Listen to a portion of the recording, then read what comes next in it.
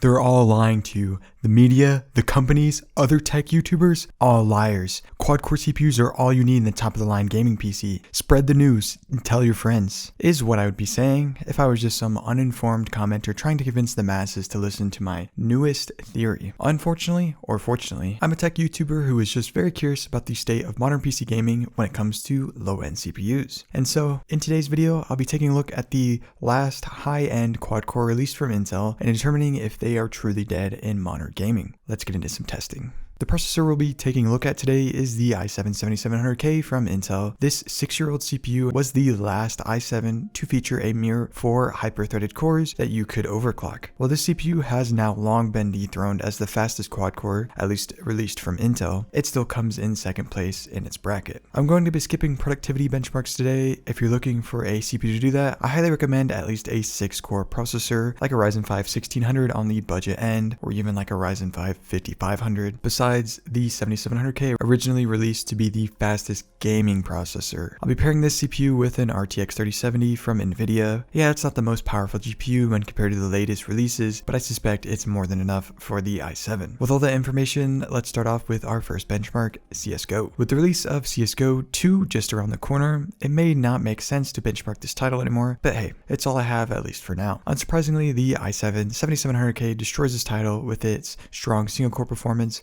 achieving over a 300 FPS average. Moving over to Apex Legends, our other esports title, we see the i7 7700K actually able to handle the power of the RTX 3070, achieving an astonishing 189 FPS on average with 1% lows nearing 140. For the most part, the i7 didn't cause the 3070 to dip below 95% usage in this game, a trend that was actually a pretty big anomaly in my testing. For the remainder of the games tested, I'll be throwing in a comparison to my i5 13600K. This is to show what the RTX 3070 can do in a non-bottlenecked situation, and by no means am I trying to compare the 7700K to the 13600K, it's just the fastest processor I have on hand. In Forza Horizon 5, the i7 7700K did manage decent frame rates, but we saw the RTX 3070's usage dip as low as 75%. Keep in mind this game at ultra settings is usually very GPU bound, but not in the case of the 7700K. I tested Spider-Man Miles Morales in 2 different configurations, the first being on the high settings preset. The i7 managed a decent 90 frame average, which I would consider playable by any standard. Cranking the settings all the way down to very high with high ray tracing enabled, and the frame rate took a massive dip. This is interesting because usually ray tracing will cause a heavier GPU bottleneck, but taking a look at the 13600K results shows the 3070 is capable of pushing higher frame rates with the same settings on. This means that the i7 7700K is actually bottlenecking the 3070 further